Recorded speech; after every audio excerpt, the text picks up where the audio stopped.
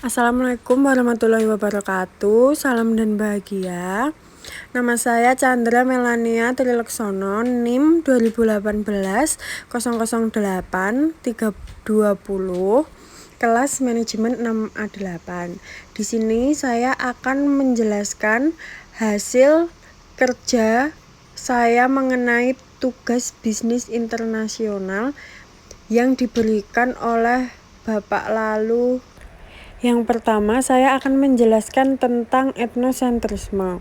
Etnosentrisme adalah penilaian terhadap kebudayaan lain atas dasar nilai sosial dan standar budaya sendiri. Halaman dibutuhkan orang-orang. Etnosentrisme menilai kelompok lain relatif terhadap kelompok atau kebudayaannya sendiri, khususnya bila berkaitan dengan bahasa, perilaku, kebiasaan, dan agama. Perbedaan dan pembagian etnis ini mendefinisikan kekhasan identitas budaya setiap suku bangsa. Etnosentrisme mungkin tampak atau tidak tampak, dan meski dianggap sebagai kecenderungan alamiah dari psikologi manusia, etnosentrisme memiliki konotasi negatif di dalam masyarakat. Yang kedua, polisentris. Polycentric companies atau perusahaan polisentris adalah perusahaan yang berorientasi pada pasar masing-masing negara. Tuan rumah dengan beberapa otonomi pengambilan keputusan dan independen dengan kantor pusat. Perusahaan ini sering disebut sebagai perusahaan multinasional.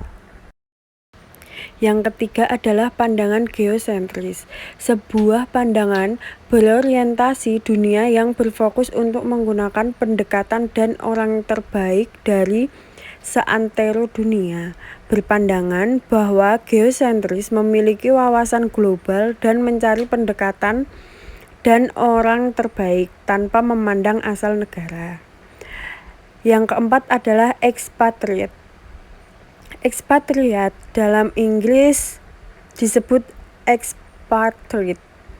Artinya seseorang yang tinggal sementara maupun menetap di luar negeri di mana dia dilahirkan dan dibesarkan, atau dengan kata lain orang yang berkewarganegaraan asing yang tinggal di Indonesia, biasanya oleh karena sesuatu tugas negara atau profesional.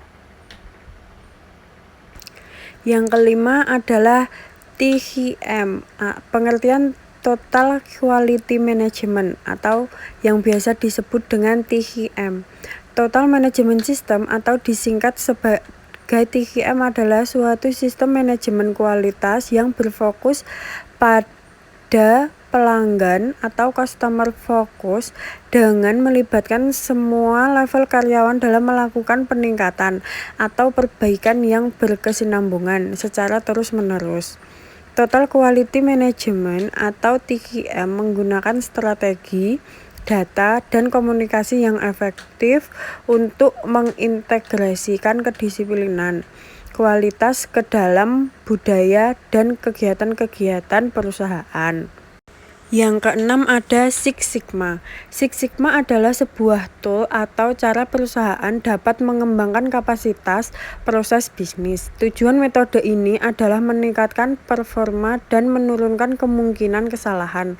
Pada akhirnya, Six Sigma mampu mewujudkan proses sebuah perusahaan yang kualitas produksinya lebih baik, meningkatkan keuntungan, dan bahkan meningkatkan semangat buat karyawan.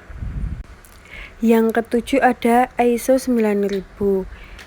ISO 9000 adalah kumpulan standar untuk sistem manajemen mutu atau SMM. ISO 9000 yang dirumuskan oleh TC 176 ISO yaitu organisasi internasional di bidang standarisasi. Yang kedelapan ada JIT. JIT adalah suatu sistem produksi yang tepat waktu, atau yang dimaksud JIT adalah just in time. Just in time adalah salah satu cara manajemen penyediaan produk yang sering dipilih perusahaan manufaktur setelah LIFO dan FIFO. Yang kesembilan ada EDI. EDI adalah metode untuk saling bertukar data bisnis atau transaksi secara elektronik melalui jaringan komputer. EDI memiliki standarisasi transaksi perdagangan, sehingga perusahaan dapat berkomunikasi secara langsung dari suatu sistem komputer ke sistem komputer yang lain tanpa memerlukan hard copy, faktur, serta terhindar dari penundaan, kesalahan yang tidak disengaja dalam penanganan berkas, dan sebagainya. Yang ke-10 ada R&D. R&D dasar merupakan studi sistematis yang bertujuan untuk memberikan pengetahuan dan pemahaman yang lebih lengkap terhadap aspek-aspek mendasar dari suatu konsep atau fenomena. R&D dasar pada umumnya merupakan langkah pertama dalam penelitian dan pengembangan, dilakukan untuk memberikan pemahaman yang komprehensif tentang informasi tanpa pengarahan aplikasi terhadap produk, kebijakan, atau proses operasional. Sekian penjelasan dari saya, kurang lebihnya mohon maaf. Assalamualaikum warahmatullahi wabarakatuh.